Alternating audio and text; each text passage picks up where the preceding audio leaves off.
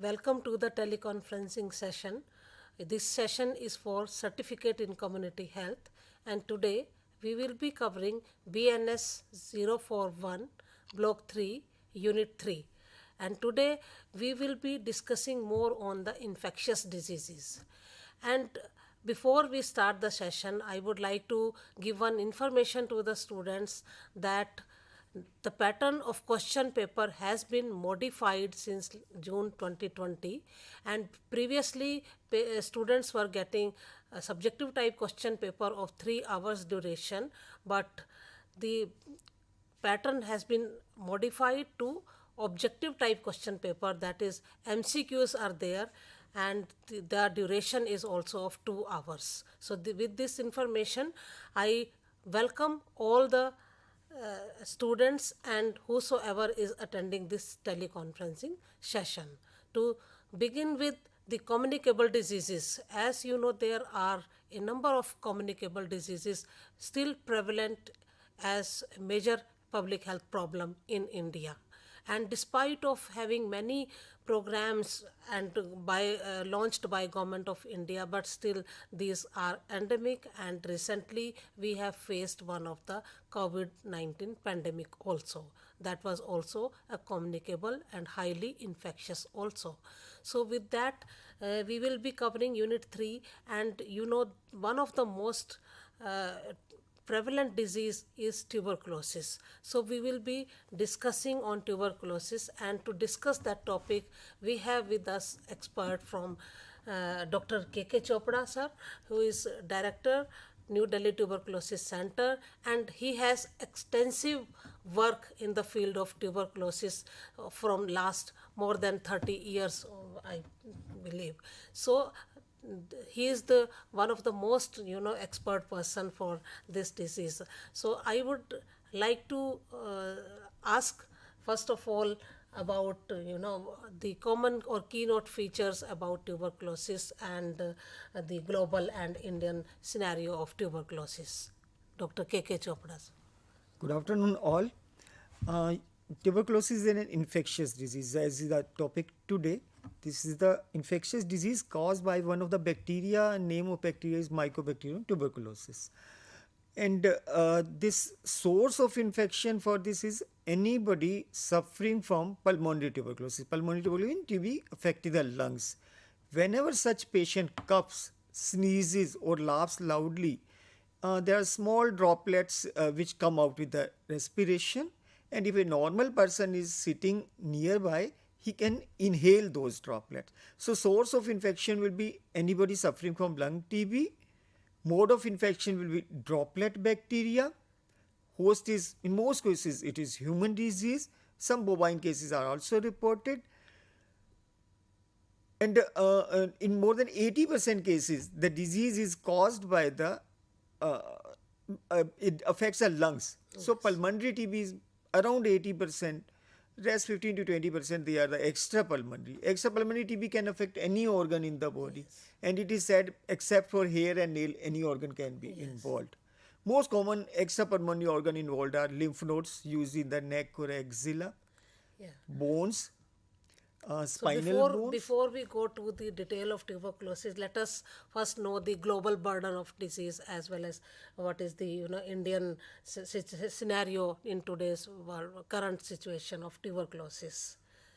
Globally, every year more than 10 million cases occurs, but in India, 1/4 of TB burden is India. Means 27% of global burden that occurs in India, and in 2020. 2.8 million patients, 28 million patients, they suffered from tuberculosis in India, and around 1.5 million children, that included 1.5 million children.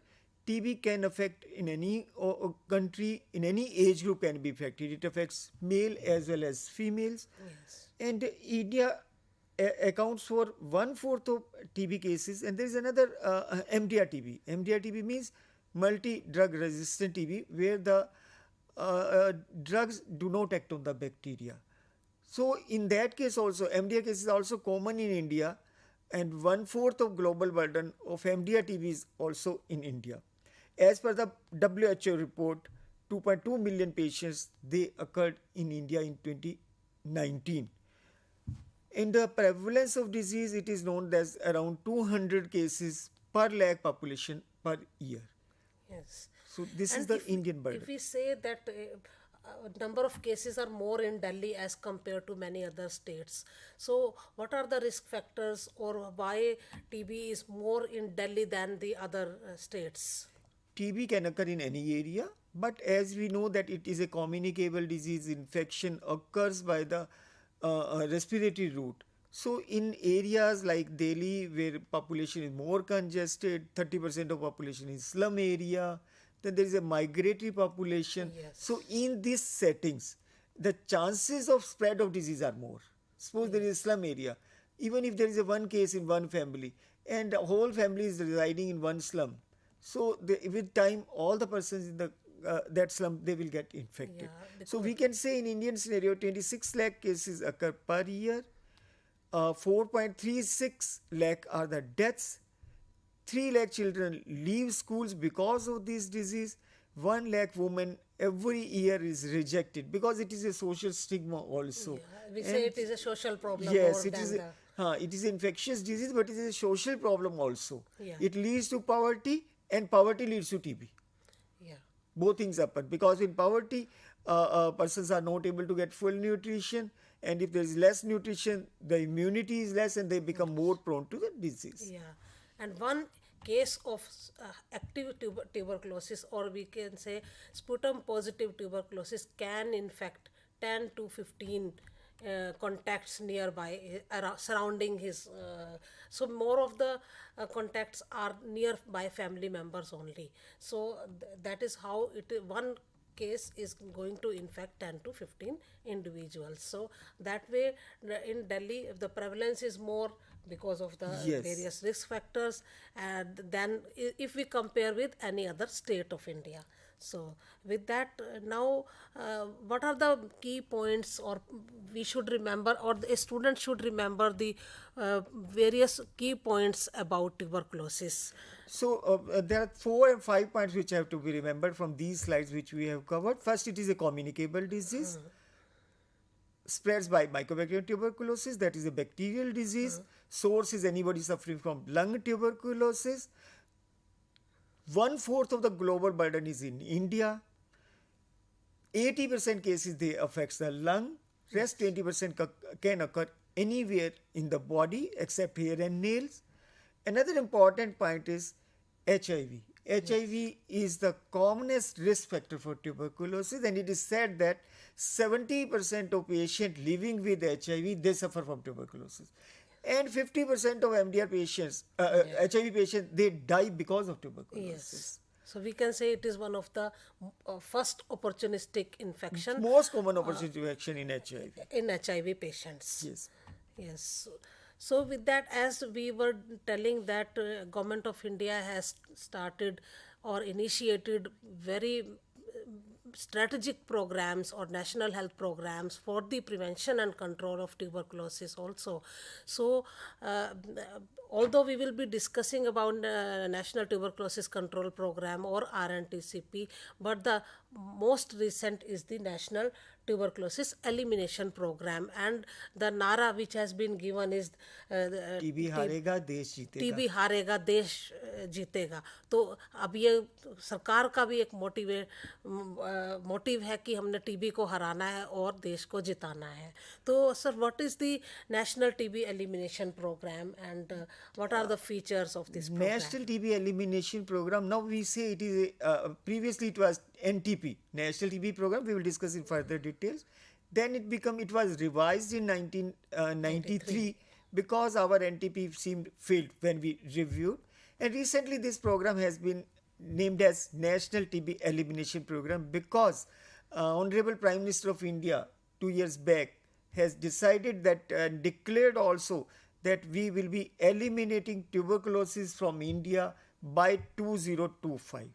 That is Yeah, by so- 2025. That we is are 5 very years less. nearby. That is 5 years less than the international goal.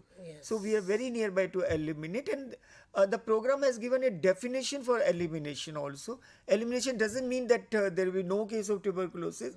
The target given is let us reduce the prevalence and incidence of disease to 90% of the level it was in 2015. That comes to around 44 cases per lakh population per year, and 90% decrease in the mortality, which comes out to be 3 cases per lakh population per year. And third component in elimination is there should be no catastrophic cost to the patient, means patient should not suffer any financial burden because of disease, because TB program is free. Government is not only providing free diagnostics, free treatment, but therefore nutrition also government is providing 500 rupees per month to the patient to maintain nutrition. So this is briefly National TB Elimination Program. Program, yeah. And what is this universal access to TB care? Yes, this is another term we have given. Universal access means everyone in the country having symptoms suggestive of tuberculosis, we say them presumptive TB, they should get good quality diagnosis and good quality treatment. Good quality treatment means drugs should be regular supply and of good quality, and combination of drugs which we are giving, that should be standardized. So they should be affordable and convenient to the patient in time, in place, in person, means patient centric approach. So all the services should be nearby to the patient, accessible to the patient, and patient should be agreeing to receive those facilities at his own interest. So we can say the objectives of national tuberculosis elimination programs are to achieve and maintain the detection of at least 90% of the Yes. cases we should be able to detect with this of sputum positive cases in the population, general population, and to achieve and maintain the cure rate. Cure rate should also, it is not only that you keep on detecting the cases and after that you forget them. So they have to be ensured cure of 90% of the cases out of the 90% which have been detected. So this is the goal of NTP, and the components of DOTS, if we talk about what are the components of DOTS and what is DOTS, you can also tell. DOTS is an abbreviation for Directly Observed Treatment Short Course. Two components. One is short course, means shorter duration treatment. You might be knowing that previously TB treatment was for 1.5 year or 2 year. The more the duration, less is compliance, because when patient becomes symptom free, they do not take the treatment. So the latest strategies DOTS means shorter treatment. Directly observed means patient should take treatment in front of some health worker, because minimum treatment for tuberculosis is now 6 months.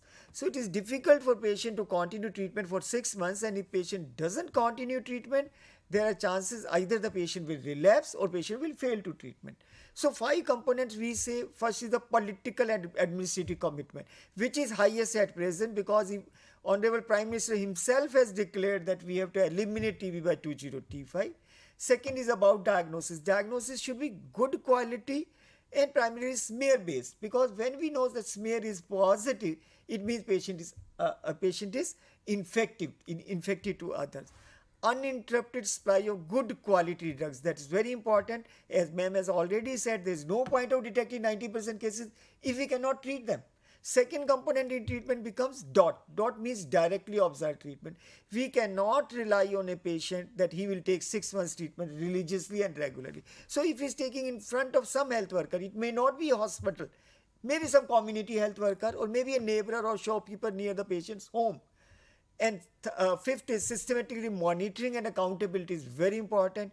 We should follow if a patient has been diagnosed till the patient is declared cured. So we should follow them.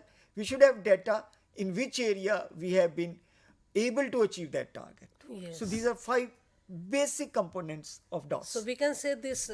These are the revisions which have been made in the National Tuberculosis Control Program, which was launched in 1962, and the revisions were done in 1993 based on the findings of that program that where Program we got review. failed.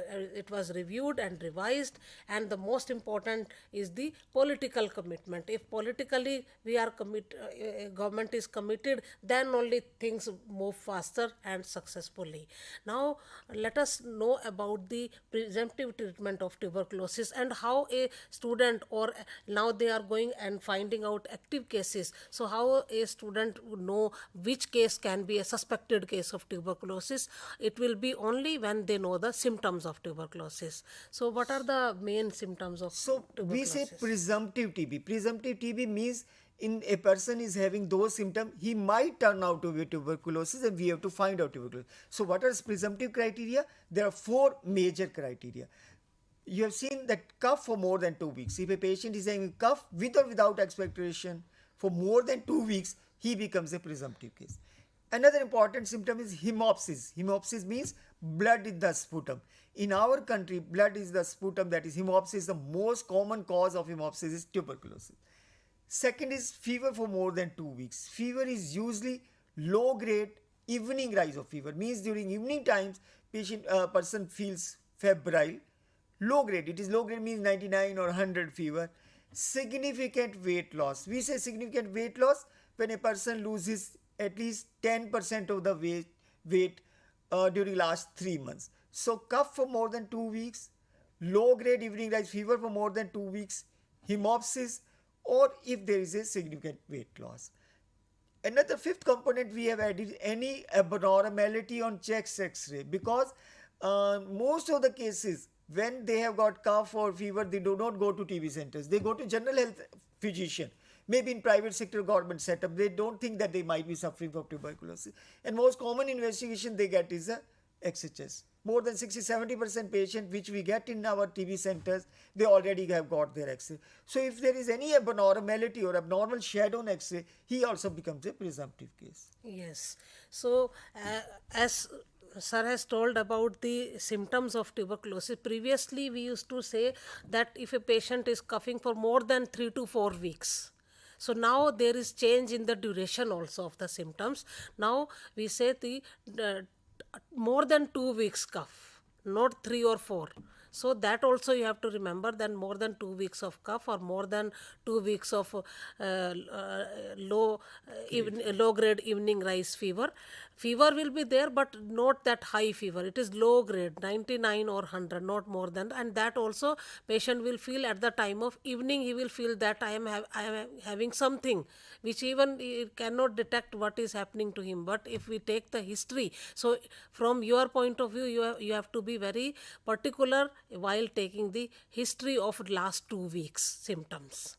So that is more important. Now let us see how to diagnose.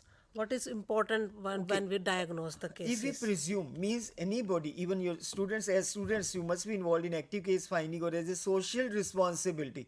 Any person nearby or in the family or at the workplace, if they have got any of these symptoms, how to diagnose it?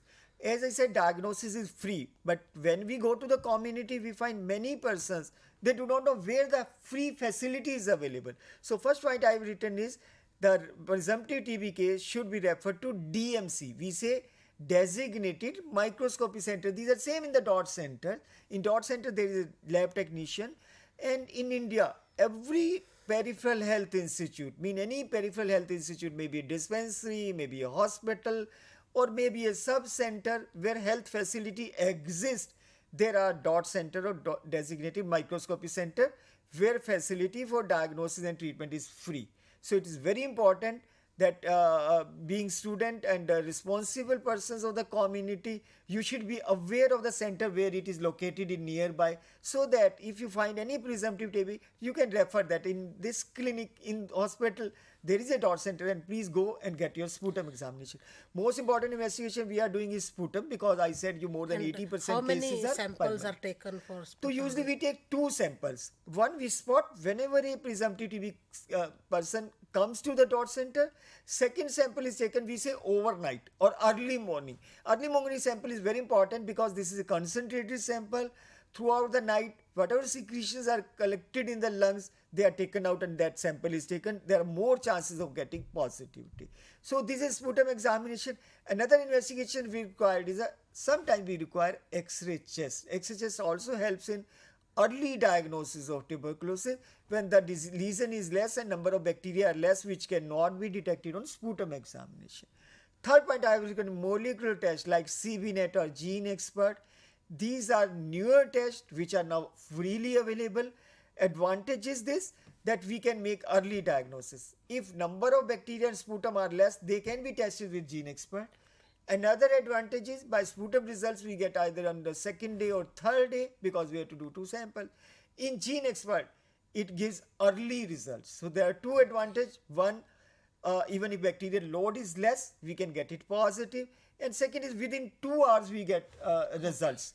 And third important point is it not only tells us whether person is suffering from TB, it tells us resistance also to one of the very important drug, rifampicin. If rifampicin is not effective in a patient, we say it is an MDR case. That patient requires higher type of treatment with more number of drugs and even duration is more. So this test also tells us whether patient is suffering from TB and if TB whether it is resistant or not. Yes. So that is a clear-cut advantage.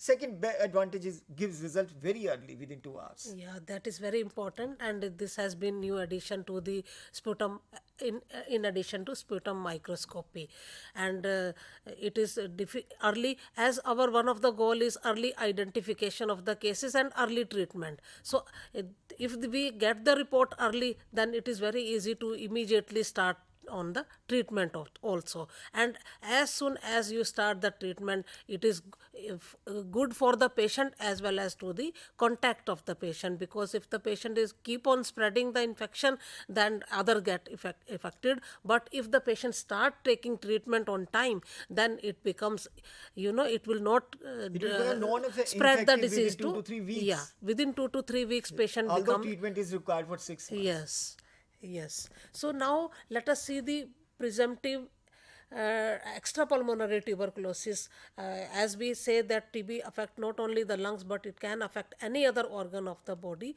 So apart from getting symptoms of tuberculosis, what all other symptoms are there which help in detection of TB of other organs other than the lungs? That is extrapulmonary. Extrapulmonary TB, we get constitutional symptom like low grade fever, loss of weight is there, but symptoms specific to the site involved. As you know, most common site I told you that are the lymph nodes in neck, axilla or groin.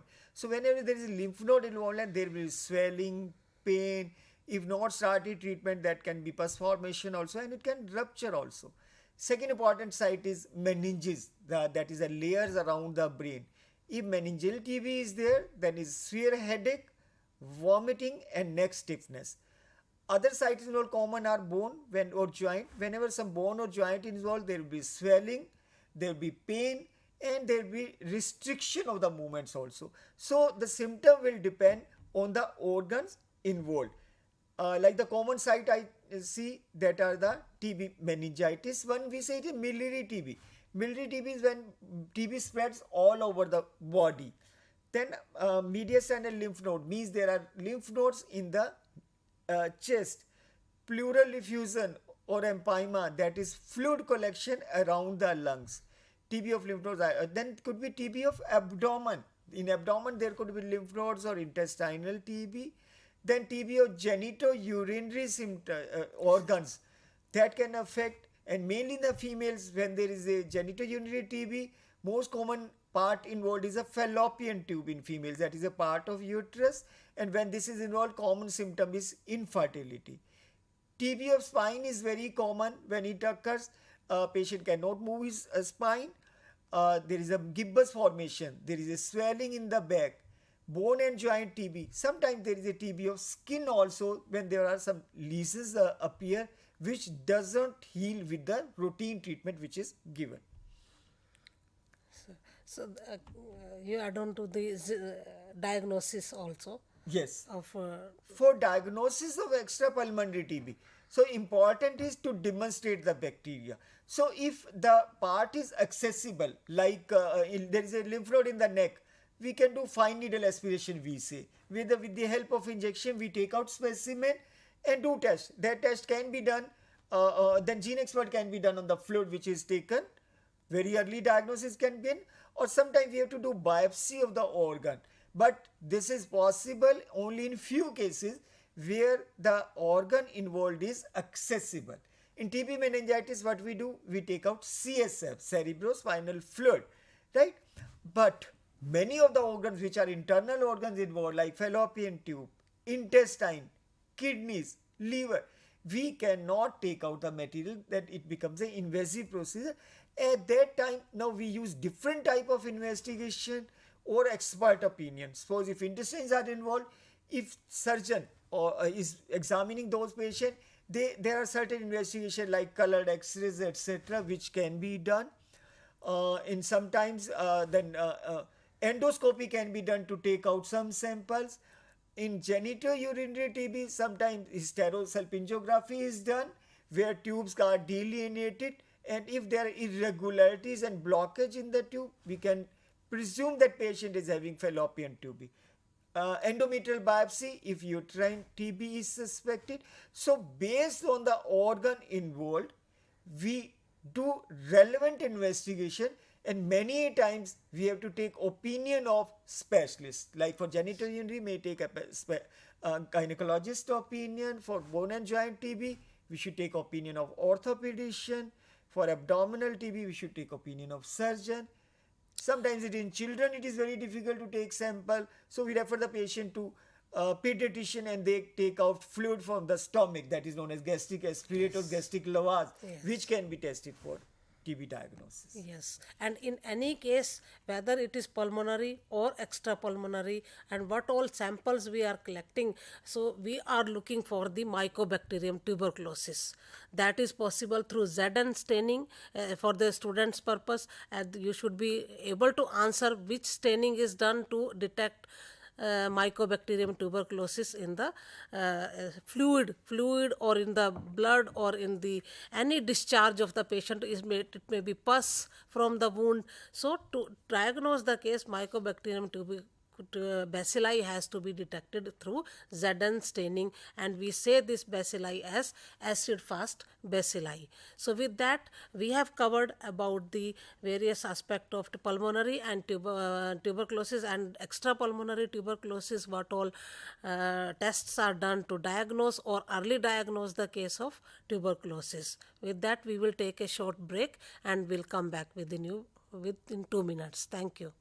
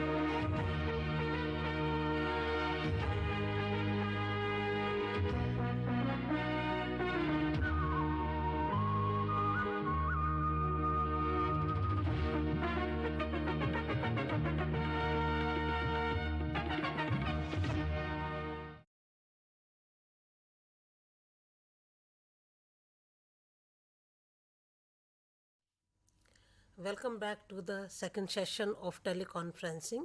In this session, are continuing with the communicable diseases and management under national health programs. And we are covering infectious diseases from Block 3, Unit 3 of BNS 41. As students, you know that pattern of question paper has been modified from subjective type to objective type question paper, and previously we used to have duration 3 hours, and now in the objective type question paper, in which you will be covering only 70 questions, so you are given only 2 hours to complete the question paper, and it is already, a date sheet has been announced, and you can check on the website of IGNOU. With that, we will continue with the one of the most prevalent communicable disease, and which is a major not only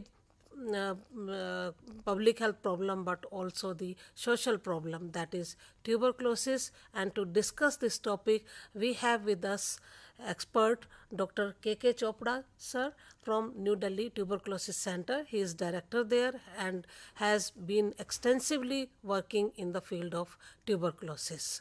So we will just summarize most important aspect about tuberculosis and then continue with the treatment of the tuberculosis. So till now we have discussed about the presumptive TB and what are the diagnostic features. So in presumptive TB we found there are 4 symptoms: cough for more than 2 weeks, low grade evening rise fever for more than 2 weeks, hemoptysis or weight loss. And sometimes patient brings some X-ray and there is some abnormality, and for testing we have found sputum microscopy is the best because that detects persons suffering from infective type of tuberculosis. Second investigation required was X-ray chest, where minimal lesion can be detected. But the most important advancement in new age is gene expert or CPNet. These are known as molecular tests. They give result within 2 hours, can be detected on any pulmonary or extrapulmonary samples. Not only tells person is suffering from TB, but it also tells the rifampicin resistance, which tell us that patient is suffering from MDR TB requiring higher level of treatment, right? So these are the basic points. Can be pulmonary or extrapulmonary. 80% it is pulmonary. Extrapulmonary, we need, if accessible site is infected, we can take out subsample. If not, then we take the help of other investigations as advised by the specialist. Now coming to the treatment. Now TB treatment, the most important point, there are 2. First is we do not use single drug in TB treatment. It is always a combination of drug, and we say it is a regimen. Second point is it is longer treatment. As for throat infection, we take antibiotic for 5 days or 7 days. But for TB, we have to take a combination of drugs which are antibiotics, especially against tuberculosis. We have to take drugs for a longer duration. These are 2 important points. And our goal is to complete the full course of treatment. As you know, every drug has got some side effects. For anti-TB drugs, they also have got side effects. So we have to monitor for development of some side effect. If some side effect is developed, it should be immediately detected and managed. Otherwise, patient will not continue treatment for longer duration. Minimum duration of treatment of tuberculosis is 6 months with a specific combination which has been well tried. This is known as a regimen. Second point is when we are giving drugs, it has to be taken for the full duration, most preferably in a single dose and adequate dose. Adequate dose means dose is given as per the weight band. If we give less drug as per the weight band, if we do not give drugs for the full duration, if we take drugs in the 2 or 3 times divided doses, all will lead to drug resistance. So our goal is not only to treat the patient without developing side effects, or if they develop, they are immediately managed, but to prevent drug resistance also. Very effective regimens are available in which we can get 100% cure rate. So So this is the most important point, that 100% cure is there in case anybody is having tuberculosis. So it is not a point that you get anxious or you get afraid of the disease. It is not like that, because good quality treatment is available and you get fully cured. These are the two important points. When there is cure, there are many other diseases which does not have any cure. So that way patient is suffering and he is spending money, but still there is no effect. But in case of tuberculosis, patient is getting good quality treatment, and that is also 100% cure is there. Definitely there will be improvement in the symptom within the 2 weeks of taking the treatment, and he is going to improve further day by day and getting cured at the end. And it is, as sir has explained, that full course of treatment is very important. 6 months of treatment minimum has to be there. In any other case, like somebody is suffering with UTI or some other infection, within 2 days or 3 days culture report comes, and then he take 1 week medicine, antibiotics, and he get cured. But in not the case with tuberculosis. That you have to understand, that it is a disease having long duration of treatment, of minimum 6 duration, and as sir has told, that minimum combination of drug is required. Single dose will not have effect. But nowadays tablets are available in 4 tablets combination is available in a single dose. That is a different part, but on the strip it will be written that this single dose is having 4 medicines in it. So that way it has to be taken care of. So, another important point is that with treatment of one case, we are also stopping the spread of infection. It is known that if one TB patient, if it remains untreated, in 1 year he is going to infect 10 to 15 new cases. So by treating one case, we are saving 10 to 15 cases from TB infection. Another important point is prerequisite for starting the treatment. There are 3 prerequisites. One is we should take history of previous treatment. That is important, and whether patient has got some side effect with that drug. Then result of sputum smear examination or gene expert, whichever is done. If patient has got some X-ray chest, we should take, so that we know how much is the extent of disease. Other supportive investigations. Sometimes patient might be suffering from another comorbidity, like patient might be suffering from diabetes. He might be suffering from HIV. So simultaneously comorbidities has to be treated. If we do not treat diabetes, it is difficult to control tuberculosis. If we do not give drugs for HIV, it is very difficult to treat TB. So we should take care of the history of patient, any other disease patient is suffering, or if any is suffering, he should be properly treated for those drugs also. So here the role of health worker is very important whenever the presumptive treatment has to be started, so that patient is able to be categorized rightly, whether is a new patient or the previously treated patient. If you will take the right history, then only you will come to know whether patient is suffering for the first time or whether he has already suffered in the past with the same disease. So that these things are important. And then the other things are whether patient is suffering with diabetes along with tuberculosis, or sometime he is already suffering with some other disease and on a way tuberculosis has come. So patient think that I should now stop taking diabetes treatment and now I will take only TB treatment, but it is not like that. He has to continue whatsoever medicine he is taking, maybe hypertension he is having. So that way he has to take now both the medicines for the treatment, and unless the sugar control will not be there, TB medicine will also not be effective. Even sometime patient is having alcoholism, history of alcohol, and along with taking alcohol he is continuing his TB treatment, and then he says there is no improvement. So then you have to be alert enough to find out why he is not being improved. When there is definite improvement after taking treatment, so that means you must know that if he is on some bad habit, if he is having tobacco habit of taking tobacco or alcohol, then also there won't be, this TB medicine will not have any effect. So you have, either patient should take alcohol or TB. It is the choice whether he want to get cured or he doesn't want, he want to die. So you should also know that these are the important features you have come to know, to be highlighted, so that patient get right treatment and right advice also.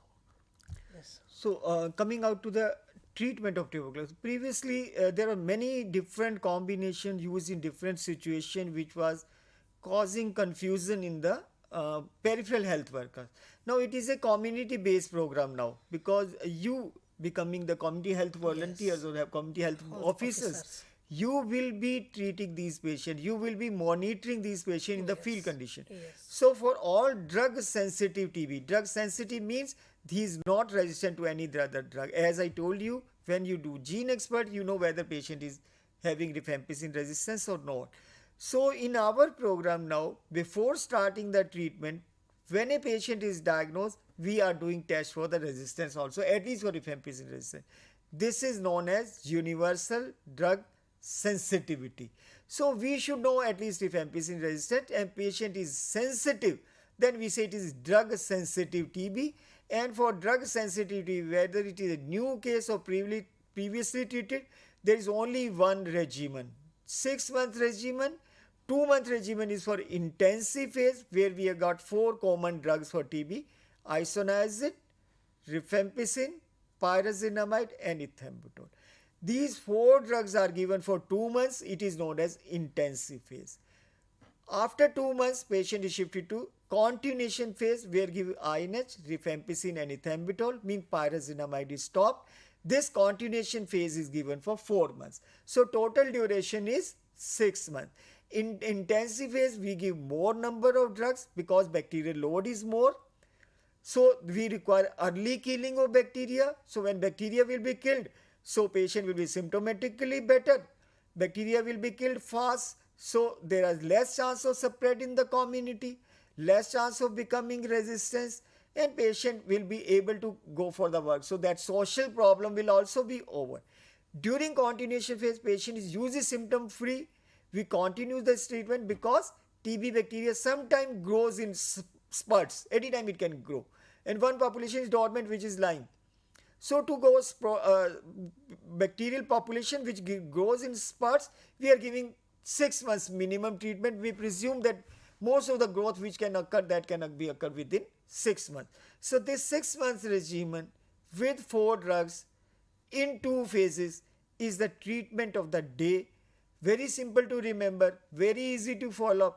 There are certain features of this treatment which are very helpful for our community health officers. You will see this. It is a daily treatment. Previously we were giving intermittent, where thrice a week drugs were given, but now it is daily.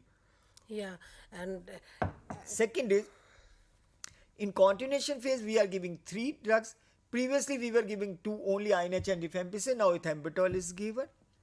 Third point is, drugs are given in fixed drug combination. Even now, few minutes back, madam told you that although we are giving 4 drugs or 3 drugs, but patient's number of pills remain the same because fixed drug combinations are available, where in a single tablet all the 4 drugs are given, is there in a particular strength, right? So a patient is taking 1 tablet, he is taking 4 salts, 4 type of drugs.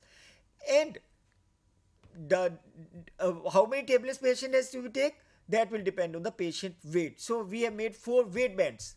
So if patient is a weight band 1, 2 or 3, based on the weight band, number of tablets are given. So I show you this table. So this is a combination. I have written 4 FDC for adult patient, fixed drug combination. If it is a 4 FDC means 4 drugs are given. So it is suitable for intensive phase for the first 2 months. Then this is 3 FDC. For adults, 3 FDC means 1 tablet contains 3 drugs. So it is suitable for continuation phase. See that. Okay, so as per the weight band, drugs are given. For pediatric, because it is written adults, so what is pediatrics? For pediatrics also we have got similar type of combination with 4 or 3 drugs in tablet, but there are two differences. First is tablets are dispersible. This is the first time that drugs are available in dispersible form, flavored, so that child can take the medicines. Another is MDR-TB. I just told you that there is a MDR, that is multi-drug resistant. This is a subtype of TB where few drugs are not working. For you, because you are from the medical background, patients' bacteria are not responding to INH and rifampicin. For MDR-TB, 3-4 years back, there was treatment duration of 24 months to 30 months, Yes. 2 to 2.5 years, with 6 or 7 drugs. These which are very toxic, very costly. Cost doesn't matter because we are giving free drugs, but they are very, very toxic to be taken for a longer period. So compliance was the issue. Now we have come out for MDR-TB with only 9 months treatment. There is certain combination of drugs which we give for 9 to 11 months. So patient can be treated of MDR-TB with 9 to 11 months with a particular combination. So multi-drug resistant means, by define, it is if patient bacteria are resistant to INH and rifampicin, but in CBNet, which is available at present, we are detecting only rifampicin resistance. So if bacteria are rifampicin resistant, then also we are giving MDR treatment. Prevalence of MDR, if we see in many trials, it has been found in studies that 2 to 3% they are bacteria even in new cases. New means those who have not taken any treatment, 2 to 3% will be MDR cases. While in treatment cases, that may be around 15% cases, those who are already treated. Now, if we come to the causes of MDR treatment, what are the causes of becoming MDR? MDR will be any patient, if he was taking drug sensitive TB, he has not taken regular treatment, adequate duration of treatment, if he has not taken proper combination of treatment, if drugs are not of good quality, and if he has not taken treatment in the right frequency. Means patient should take daily drugs, practically in single dose, full duration, and under supervision, so that we can know when patient is not responding. So during follow-up, if some resistance develops, we can detect at the earliest stage. So it is very important from the health education point of view also to teach the patient also what are the consequences if the patient does not take regular medication, if the patient is not adherence to medication, or he is skipping the medication in between, or he is if he has vomited the medication and the dose has not gone inside. So these are the another in addition factors which will lead to the you have to be alert enough so that you can guide them that how important it is to take regular treatment for the full duration and the right doses, so that they does not fall in the category of multi-drug resistant in future. Because once they have been exposed to ATT drugs, they are likely to suffer if they develop MDR-TB, if they are not taking regular treatment for TB. So you have to make the patient very much alert about the consequences of not taking right treatment at right time. Now we come out to the that is most relevant, second relevant part to you. First was the identification of presumptive TB, referring them for diagnosis, and starting treatment and completing treatment. Another part due to the treatment, we say it is a public health action. That is, first point is counseling. Counseling is very important because of 2-3 reasons. One is you have to inform that it is a curable disease, because in many families there are myths that it is a hereditary disease, it will not get cured. So you have to tell them now drugs, very effective drugs are available. It's 100% curable provided you take regular treatment. Second part of counseling is very important. When any dot provider means dot supporter, treatment supporter. You may be treatment supporter to many patients. you have to visit the patient home. There are two activities we have to do during home visit. First is to confirm the address, because patient is taking directly observed treatment, and if patient doesn't take to treatment, the dot provider goes to patient's home for default retrieval. That is one. Second, you have to see that patient where he is residing, there should be proper ventilation and sunlight, because these are two important things which help in prevention of disease as well as cure of the disease. Third and most important point is contact tracing. Means, because whenever you detect a case of tuberculosis, you tell them to take a cough hygiene. You tell them cough hygiene, that he should cover his mouth whenever coughing. Second, he should not spit here and there. He should spit in a some box. He could collect 24-hour sputum sample, then put some antiseptic, or if it is not available, boil it and then flush it out, right? But patient was not taking any precaution, because he was not knowing, neither somebody has told him. So he might have been coughing here and there and spitting here and there, and might have spread infection to somebody in the family. So contact tracing is very important. So all the contacts at home, not only at home, even at the workplace, they might have got infection from this patient. So they should be tested for TB infection. There are 2 points. One is TB disease, whenever there are symptoms which we have diagnosed. Second is infection. Infection means person has come in contact with bacteria and body has reacted, which you can see via the MON2 test. So infection also we have to see, and now we are treating infection also. So the public health action is, first is you visit the patient home, give him health education about TB prevention. Second is contact tracing, means identifying the contacts with symptoms and get them tested for either disease or for the infection.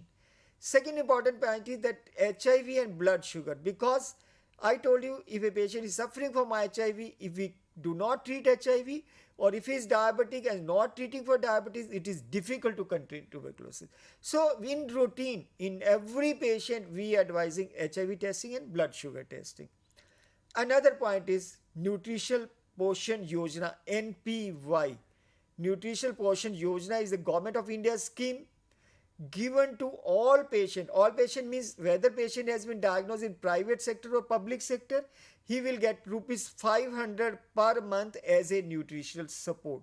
So any patient who is notified to the program by any government setup or private sector, he will get rupees 500. That is direct bank transfer. Patient account details are taken, and this amount is given from the government side for providing nutrition. It is important. While giving nutrition, he will get, his immunity will develop. There is no importance of any particular diet. He can take same diet which we are taking. The only thing is he should take more of the green vegetables or fruits or milk, which increases the immunity of the patient, and 500 rupees is given for that diet. Another point which has come is that TB notification. So NPY will be given only when patient is notified. The program. Program says this is a communicable disease and it is a notifiable by gazette notification. There is gazette notification that every doctor, maybe an NGO, maybe a private or maybe public, or any chemist who is dispensing treatment, or any laboratory who is diagnosing tuberculosis, it is the responsibility by law to notify the patient. There are two important points. When patient is notified to the program, district TB officer of that area will take the public health action. All the public health action will be taken by the program, provided patient has been notified.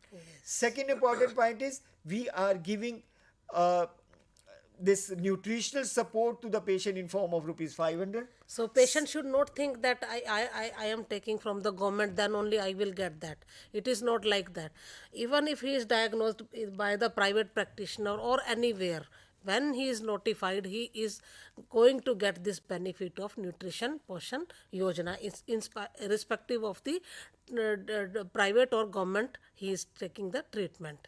So that also you have to tell the patient. Otherwise, he will think that I am from the government, I will not get this. So he will get it irrespective of his taking the treatment from anywhere. And for the matter, for the notification of the Yes, there are TB some cases, incentive there is a also. incentive, as well as there is Punishment. a app which is a Nikshay Nikshay. app. Nikshay means, Kshay is the name of the tuberculosis, and Ni means no Kshay. TB free India, or we say. So this is a kind of app, if we would like to describe. Yeah, 3 points in brief, in 1 minute. There is an incentive for notifying a TB patient. Anybody who will notify the patient will get 500 rupees. For doctors, if they treat and gives the outcome also, another 500. For community dot provider, as CHO, you might become community dot provider also. Treatment supporter, we say. If you treat drug sensitive TB, 1000 rupees is incentive is given. And if you treat drug resistant tuberculosis, 2500 is given.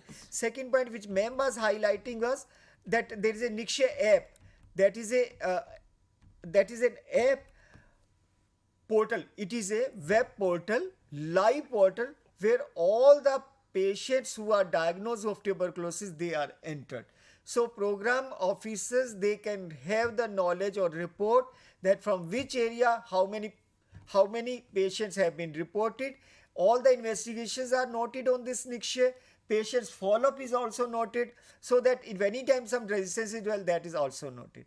Regarding notification, is one important point. If TB is not notified, that is that's a punishable offense. Yes. 269 and 270 is the IPC, where any healthcare provider can be punished for 6 months to 2 years of imprisonment, because it is an infected disease. Not only for the patient, it is for the public also. Yes. So the government has to take the care of the community also. That is why it is a punishable offense also. And another feature which now has been added is that we are treating that infection also, that is known as TB preventive treatment. Infection means patient is come in contact with TB but not disease, no symptom. So that patient doesn't develop disease from the infection, we are giving 6 months of INH, only one drug daily for 6 months, so that patient is prevented from developing disease. So with that, today we have covered about the infection, one of the most common infectious disease, that is tuberculosis. And for the prevention and control, the first vaccination which is given to our newborn baby is the BCG vaccination, which is given at birth.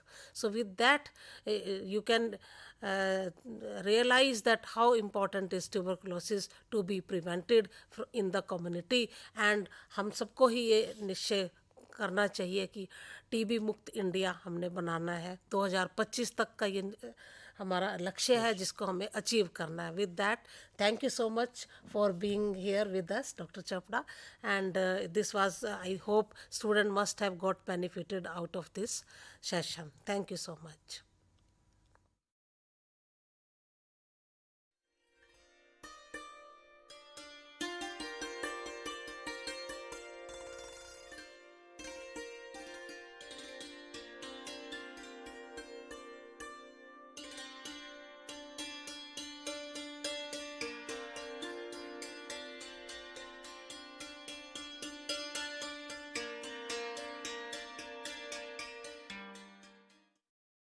प्यारे वतन ने मेरे बिछड़े चमन, तुझ पे दिल कुर्बान. तू ही मेरी आरज़ू, तू ही मेरी आबरू, तू ही मेरी शान है. मेरे प्यारे वतन ने मेरे बिछड़े चमन, तुझ पे दिल कुर्बान.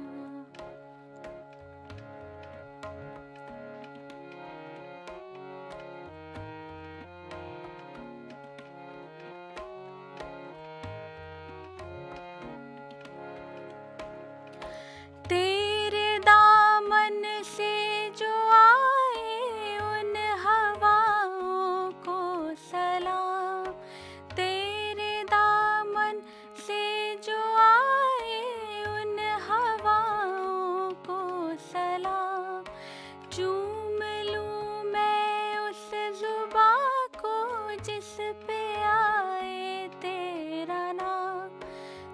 सबसे प्यारी सुबह तेरी, सबसे रंगी तेरी शाम, तुझ पे दिल कुर्बान। तू ही मेरी आरज़ू, तू ही मेरी आबरू, तू ही मेरी जान।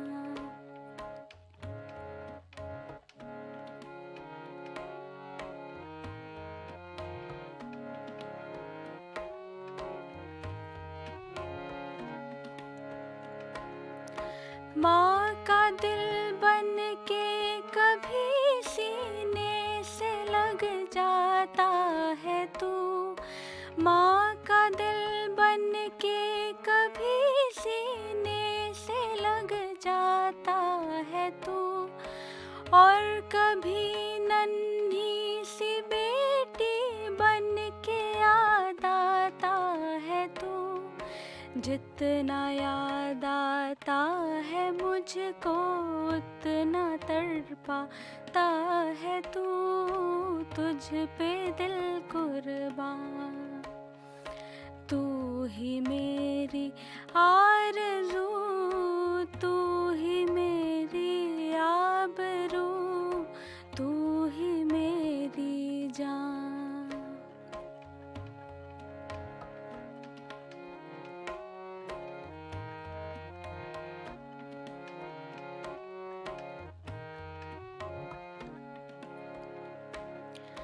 छोड़ कर तेरी ज़मीं को दूर आ पहुँचे हैं हम, छोड़ कर तेरी ज़मीं को दूर आ पहुँचे हैं हम।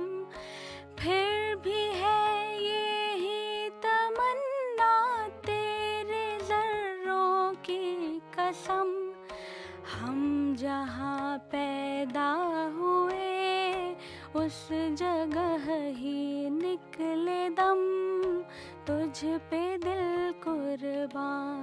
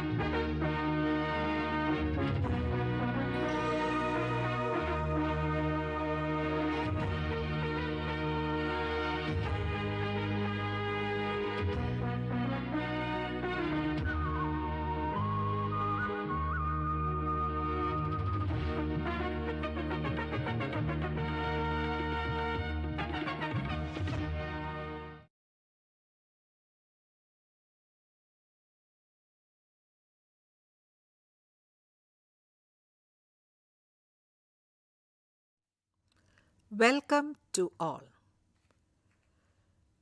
In teaching learning process, even the best transaction of curriculum is not enough. How do we know that the learning outcomes that we have framed is actually achieved by the learners? For this purpose, what is needed? Assessment is needed. In today's session, we are going to discuss about managing assessment. This topic is part of MES 006, Managing Teaching Learning, which is a course of PGDSLM program. Before going into the details of assessment, let us see there are some concepts. We may say that they are the basic concepts that one should know before assessing a learner. These concepts are measurement, assessment, and evaluation. So when we think of these concepts, in some cases there is a tendency to use these concepts as overlapping, especially the terms like assessment and evaluation. When we look at measurement, we can say that we are assigning some numbers or numerals to a trait or the ability of a learner. That is measurement. Next, when we look at assessment, we can say that it is the systematic basis for making inferences about the learning and development of students. So this assessment is to take place continuously, and it is a systematic process. And when we look at the term assessment, we can see that it is derived from the word assiduere, which means to sit with.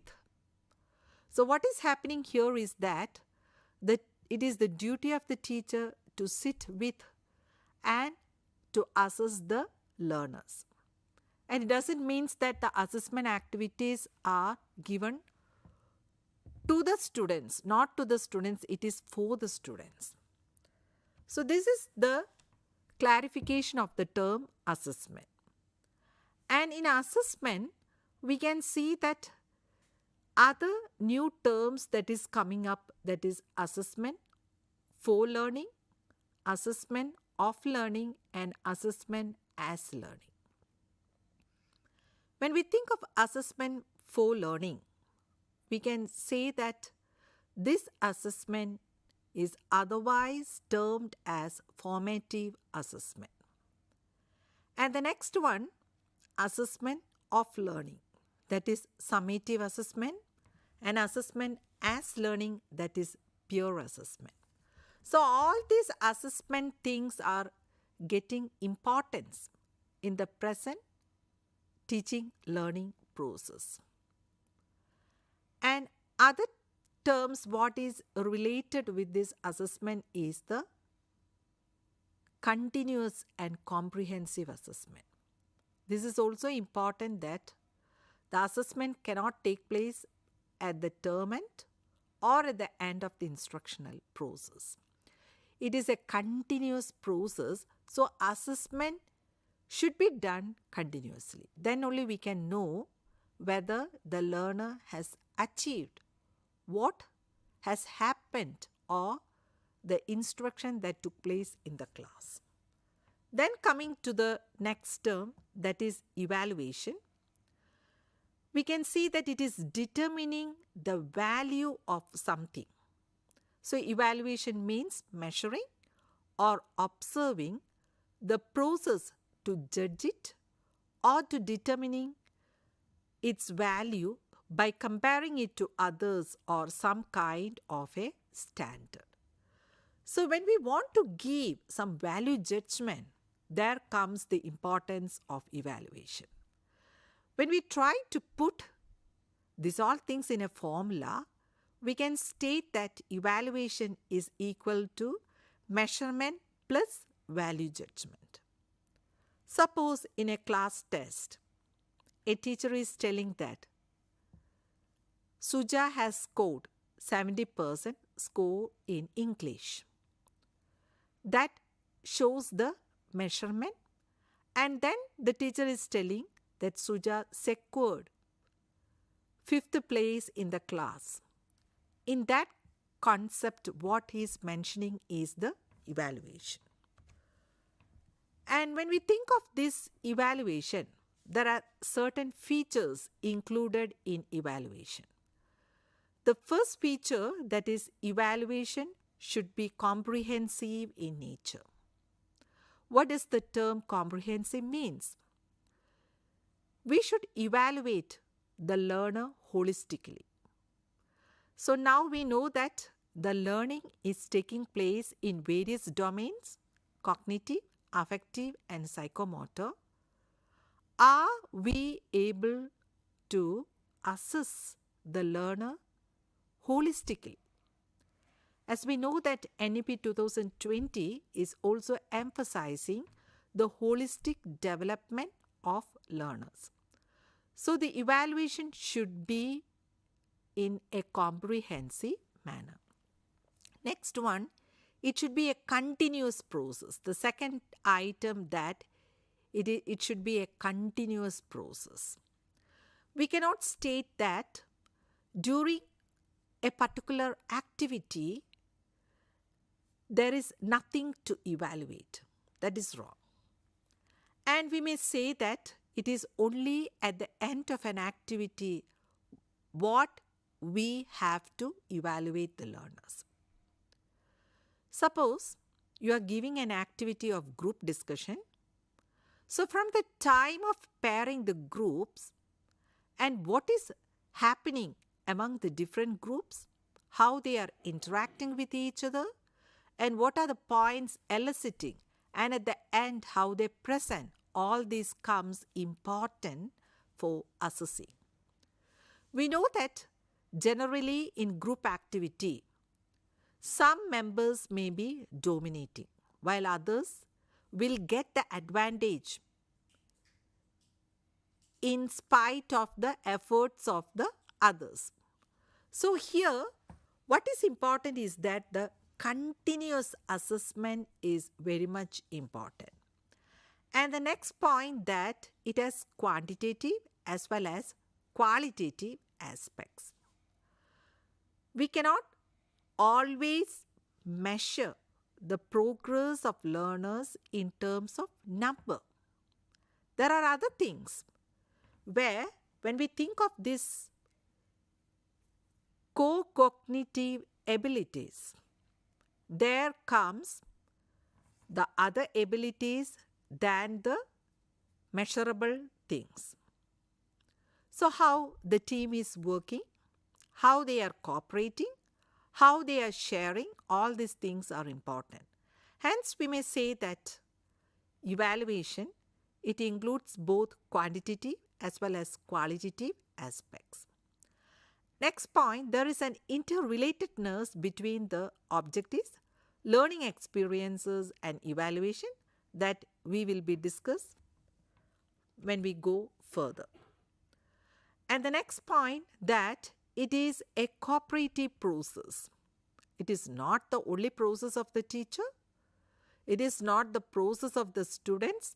It is a cooperative process where it includes different stakeholders, the teachers, students, peers, and sometimes the parents' involvement also. How they train their children for attaining marks. And the next one, that it employs various devices and sources of secure valid evidence of achievement of objectives. So there we includes different kinds of devices and tools. These are all about the features of assessment. Next, let me turn our attention to the place of evaluation in the educative process. So we know that for any teaching learning process or in the field of education, evaluation is an important thing, assessment is an important thing. So what we can see is that there is a interlinking and interrelatedness between the three terms, that is objectives, learning experiences and evaluation. Or we may say that there is a interlinking between the objectives, learning experiences and assessment. How they are linked together. Let us see what does these objectives means. Firstly, for any task or before taking a class, what is the duty of the teacher? It is to frame some learning objectives, where we now use the term learning outcomes. So these objectives, they are the measurable and observable changes that happens among the learners after the process of instruction. So these objectives, for achieving these objectives, the second step is important, that is learning experiences. The teacher has to organize or design some learning experiences in order to achieve the framed objectives. Then comes the evaluation. Whether the learner has understand that particular learning experiences, in order to assess that what is needed, the evaluation or the assessment strategies are needed. So here we can see that these three terms, they are interlinked and interrelated. So interrelated in the sense, if we try to explain once again, we can see that the objectives are always framed in terms of the content, what type of learning experiences should be given, and how to assess. Coming to the learning experiences, after organizing or designing the learning experiences, there the teacher has to assess whether the learning experiences are in terms of the pre-decided objectives, and whether the learning experiences are achieved. It may be assessed through various evaluation tools or devices.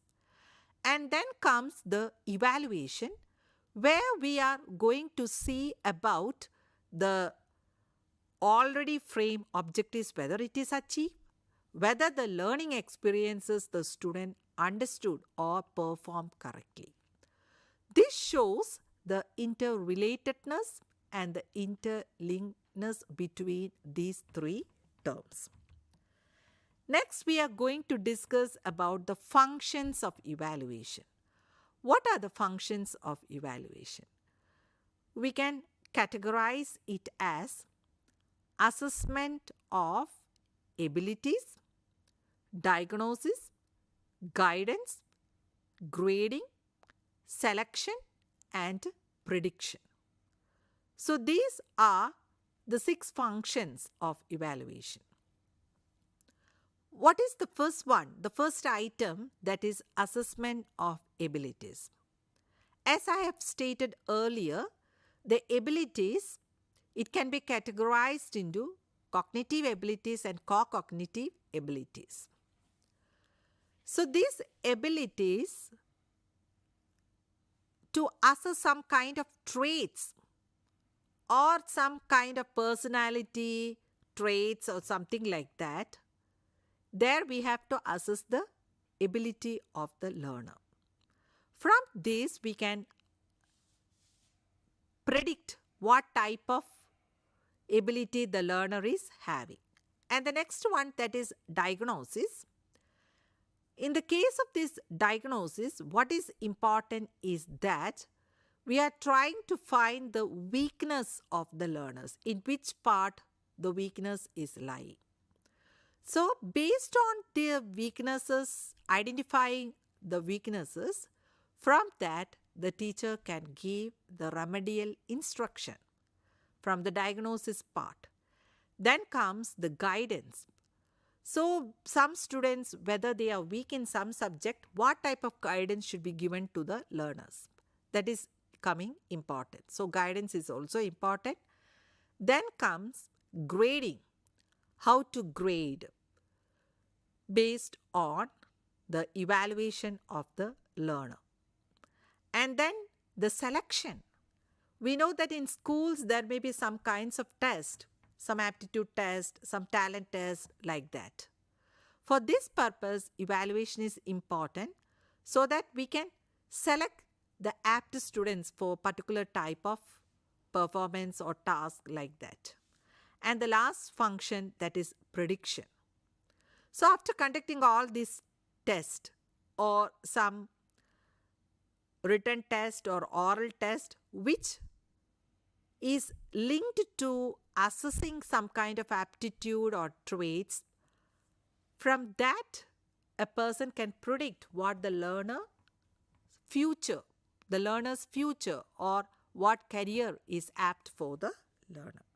So this is all about the functions of evaluation. So in classroom, it is the duty of the teacher to conduct test. So what are the characteristics of a test?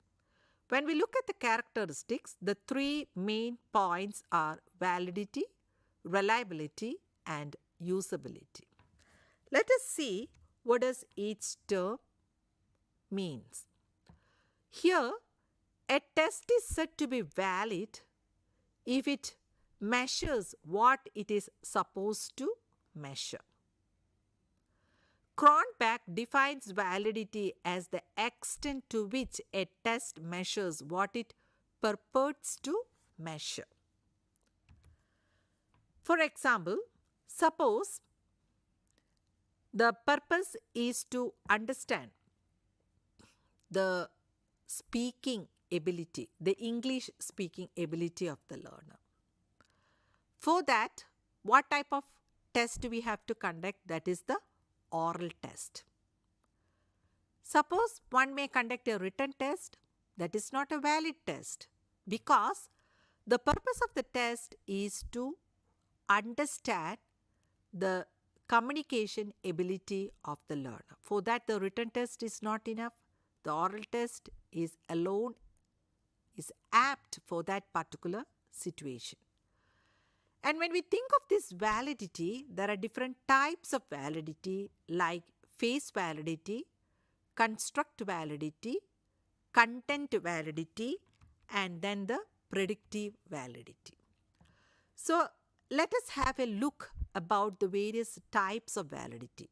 The first one, the face validity. It refers whether the test appears to measure what it claims to measure. As I have stated earlier, the communication ability, for that, the written test is not correct, the oral test is enough. And then we have to find out whether it is able to comprehend the speaking power or the communication ability of the learner. So that is the face validity. Coming to the construct validity, we can say that the extent to which a test captures a specific theoretical construct or trait and it overlaps with some of the other aspects of validity. That is the construct validity. And the next validity, that is the content validity. The extent to which the items on a test are fairly representative of the entire domain the test seeks to measure. That is the content validity.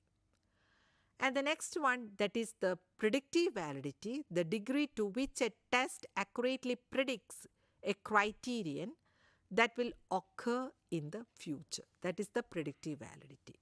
So we have seen the one characteristics of a test, that is validity. Next, coming to the second characteristics, that is reliability. A test is reliable if it gives consistent results of measurement on its administration at different occasions. That is the reliability. And there are three ways to estimate reliability of test. The first one, test retest method. The second one, parallel form method. And the third, the split half method. From the term, the test retest method, we know that the same test is conducted for the second time on the same group after some time. And then the scores, it is compared by using the Pearson coefficient correlation. And the next one, that is the parallel form method or the equivalent. An equivalent test which is equivalent to the original test is made, and these two things are conducted at the same time. And then the scores are analyzed in terms of the Pearson coefficient correlation. And the last one, the split half method, that is the same test is divided into two, that is the items, the odd numbered items is taken as A group and the even numbered items is taken as the B group. And then the scores are compared so that we will get the coefficient correlation of the reliability of the half of the test. And for finding the reliability of the total test, the reliability of the half of the test is taken to find out the reliability of the full test by using the Spearman-Brown formula. So this is all about the three ways how do we find the reliability of a test. And the third feature, that is the usability. What does the term usability means? it means the practicability. That is, the ease and economy in terms of energy, time, and money. And when we tell about this usability, we should take into consideration of certain things such as it should be easy to construct, easy in administering, easy in scoring, easy in interpreting, and it should be economic in terms of money and time. Otherwise, we cannot say that the test is usable. So, these three characteristics of a test is very much important in any test. And when we look at the test, all the things we have discussed, what are the different types of tests that we can conduct in a classroom? It can be the subjective multiple choice, that is subjective test, objective test. So different types of tests we can conduct. There are different tools as well as the oral test. The performance test, now we are giving importance for the performance assessment. So some tasks can be given and based on that the achievement of the learners, the performance of the learners can be assessed. And the main thing is that how can we manage assessment really in the real context, so that managing assessment, as this program is meant for the head teachers, the head teachers should pay an evaluation committee consisting of different subject experts of different disciplines and plan what to assess, how to assess, and what are the difficulties. All those things should be discussed. For this, the assessment purpose for getting the good questions or items, question bank can also be prepared. So all these things should be taken into consideration while managing the assessment. Otherwise, without assessing in a reliable and valid manner, there is no meaning just simply assessing without analyzing the learning objectives and the learning experiences. So the assessment thing is very much important. Hope that you have understood how to assess and what to assess and what are the different ways, and when we prepare a test, what are the characteristics of a test. Thank you.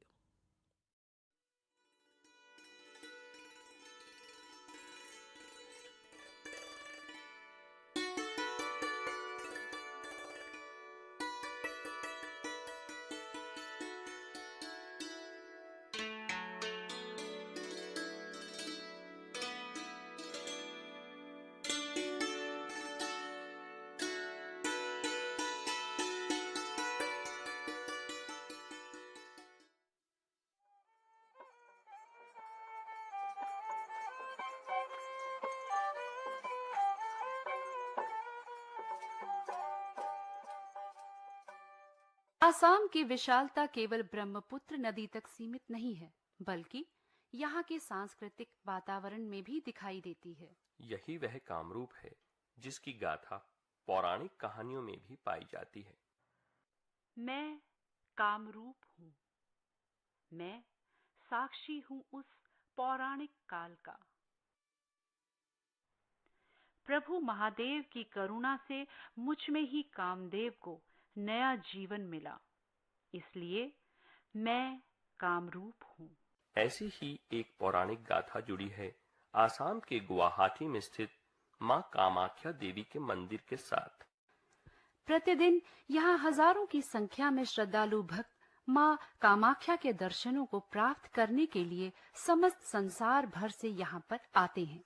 जिस पहाड़ी पर मां कामाख्या का मंदिर स्थित है उसे नीलांचल पहाड़ कहते हैं। वर्तमान में मंदिर तक पहुंचने के लिए अति उत्तम मार्ग की व्यवस्था है। परंतु एक समय ऐसा भी था जब लोगों को पत्थरों की सीढ़ियों पर चढ़कर वहां तक पहुंचना पड़ता था। भक्ति के साथ साथ यह एक पर्यटन स्थल भी है। यहाँ के स्थानीय निवासी इसी पर्यटन से अपनी आजीविका भी चलाते हैं। हर वर्ष आषाढ़ माह में मंदिर के द्वार कुछ समय बंद रखने की परंपरा है, जिसे अम्बुवासी कहते हैं। अम्बुवासी के दौरान देश भर से लाखों भक्तजन यहाँ पर आकर रात बिताते हैं। मंदिर खुलते ही भक्तजन मां कामाख्या के दर्शन कर लेते हैं।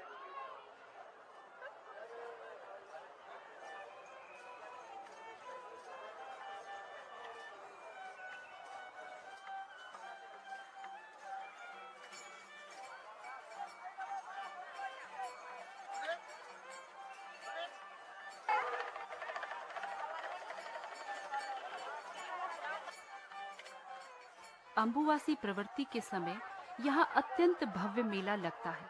भक्तों की ऐसी ही भीड़ नवरात्रि में भी दिखाई देती है।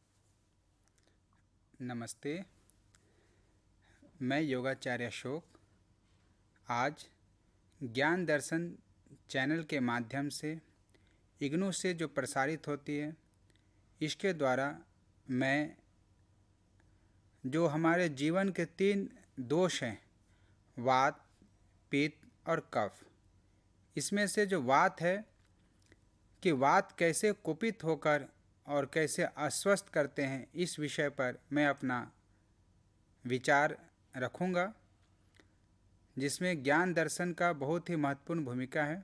आइए देखते हैं वात कैसे हमारे जीवन को प्रभावित करता है।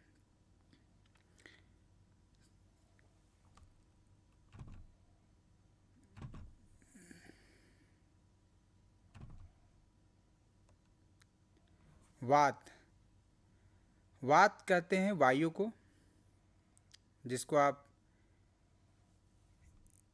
गैस बोल सकते हैं। हमारे शरीर में जो वात है अर्थात जो प्राण है, जिसको हम प्राण वायु भी बोलते हैं, जब ये हमारे शरीर में होते हैं तो ये गति करना, आवाज़ करना, उत्साह बढ़ाना, ये सारे कार्यों में सहयोग करते हैं। परंतु जब ये दूषित हो जाते हैं तो फिर ये रोग उत्पन्न करते हैं। वात के विषय में कहा गया है कि जैसे मन जो है हमारा शरीर के हर अंगों में पहुंच जाता है। जैसे हम जब ध्यान लगाते हैं तो हर जगह में पहुंच जाता है, परंतु जो वात है वो मल में, नाखून में और बालों में, यहाँ पर भी पहुँचता है जहाँ कि मन नहीं पहुँच पाता है।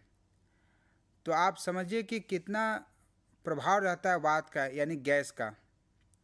तो इसीलिए वात के विषय में कहा, जैसे वात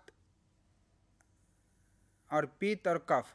जो कफ का जो स्थान है वो है हमारा चेस्ट से ऊपर का स्थान, ये कफ का स्थान बताया गया है। और जो पित्त का स्थान है वो चेस्ट से लेकर नाभि तक बताया गया है।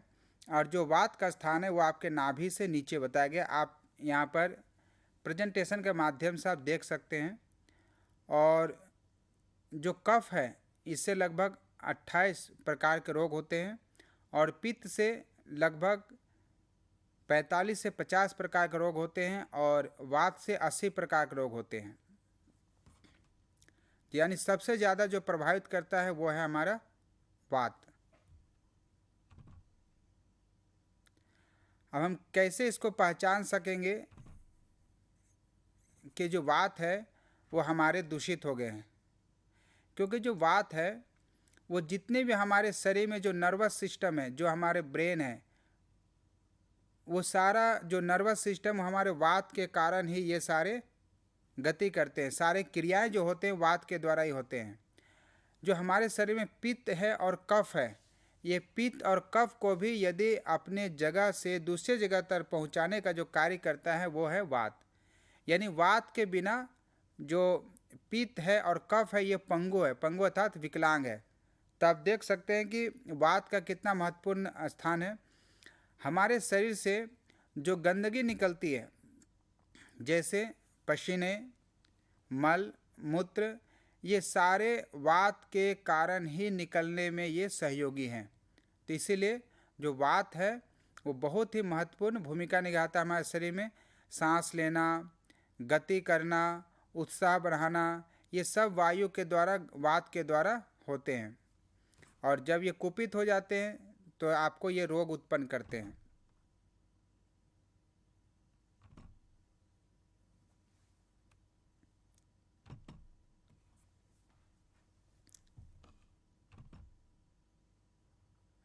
यदि हम देखें कि वात हमारे शरीर में बढ़ गया है तो इसके कुछ लक्षण बताए गए हैं कि आप कैसे पहचान सकते हैं कि आपके शरीर में वात है वो बढ़ गया है।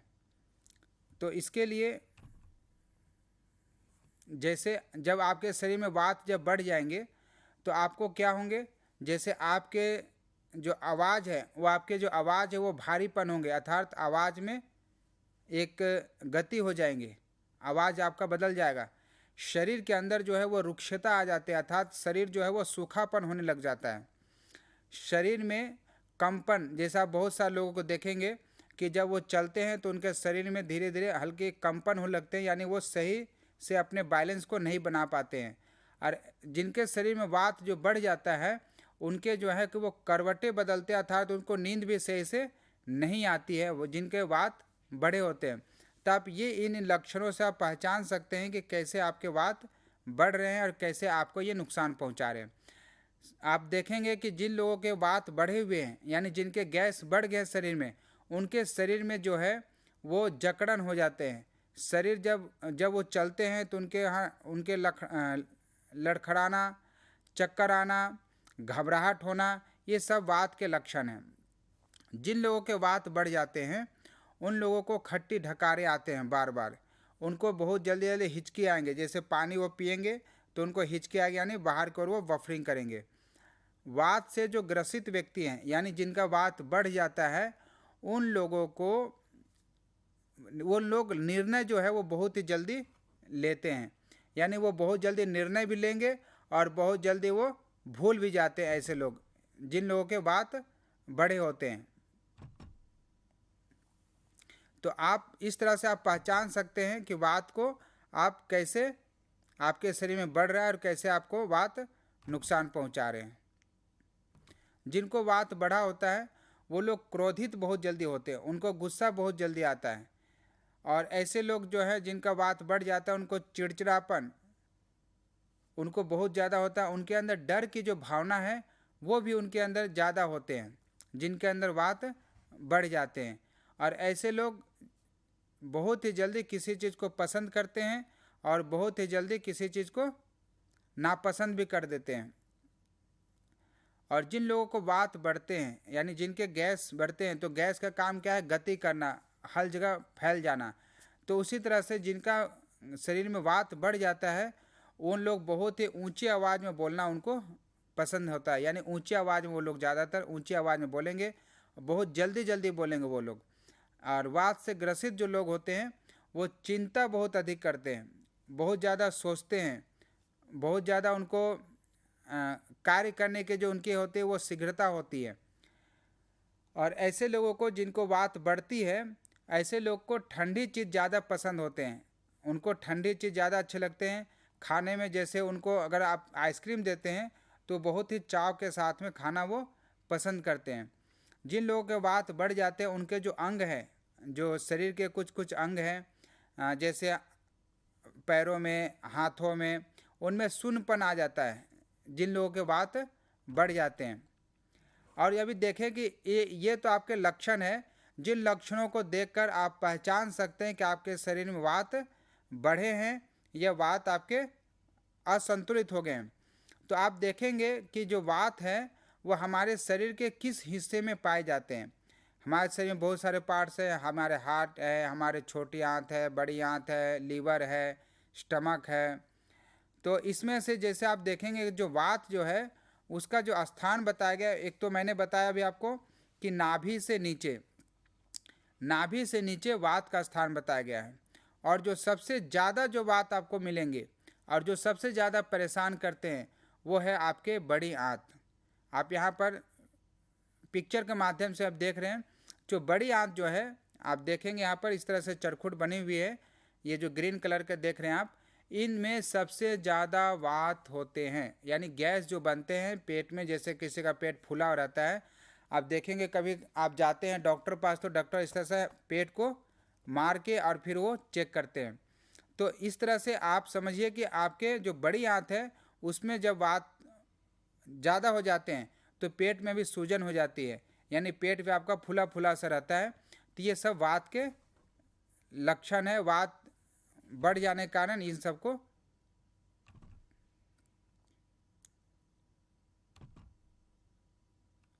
अब यदि वात आपके शरीर में बढ़ गए हैं तो आप इन वात को कैसे समाप्त करेंगे, आप इसका समाधान क्या करेंगे? कि जो वात है इसको जो प्रकार हैं, ये जो भेद बताए गए, ये 5 भेद बताए गए हैं। वात के जो भेद हैं वो 5 है। वो है जैसे प्राण, अपान, व्यान, उदान और समान। जो प्राण है वो प्राण जो है वो आपके हृदय के पास, आपके जो हृदय है, जो कंठ है, इन स्थानों पर बताया गया प्राण के जो स्थान है।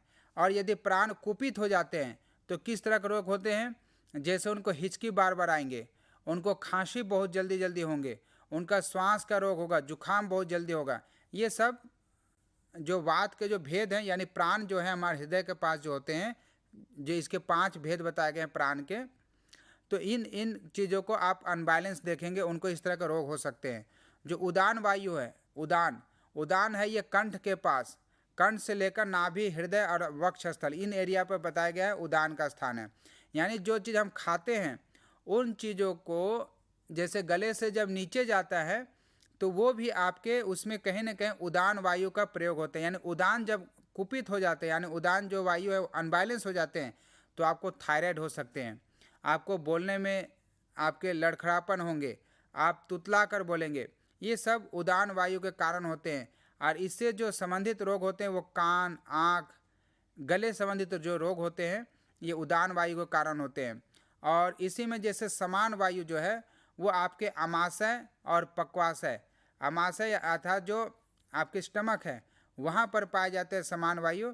और इसके जब अनबैलेंस हो जाते हैं तो इसके कारण आपको एक तो अग्नि जो है वो कमज़ोर हो जाते हैं। जो हमारे शरीर पेट में एक होते हैं जठर अग्नि, जो हमारे पाचन क्रिया को ये पचाने का काम करते हैं, ये आपके कम हो जाते हैं। और अतिसार अर्थात बहुत तीव्र हो जाते हैं, आपको जो डाइजेशन है वो कभी कभी बहुत ज़्यादा अग्नि तत्व बहुत ज़्यादा बढ़ जाते हैं, क्योंकि वायु का काम क्या है? चीज़ों को बढ़ाना। तो इसमें आपके ये करते हैं। जो अपान वायु है, अपान जो है वो आपके हम रेक्टम पार्ट यानी नाभि से नीचे इस स्थान पर बताया गया अपान वायु। और अपान वायु जैसे छोटी आंत, बड़ी आंत में पाए जाते हैं। और यदि अपान वायु अनबैलेंस हो जाते हैं तो आपके मूत्र संबंधित रोग होते हैं। जैसे किसी को यदि पथरी हो रहे हैं, बार बार पथरी बन रहे हैं, तो उनका समझिए कहीं ना कहीं उनके जो अपान वायु है वो आपके अनबैलेंस हो रहे हैं। अपान वायु कारण ही व्यक्ति को कई बार जो प्रोस्टेट ग्रंथि के जो समस्या होती है वो अपान वायु के कारण ही होते हैं।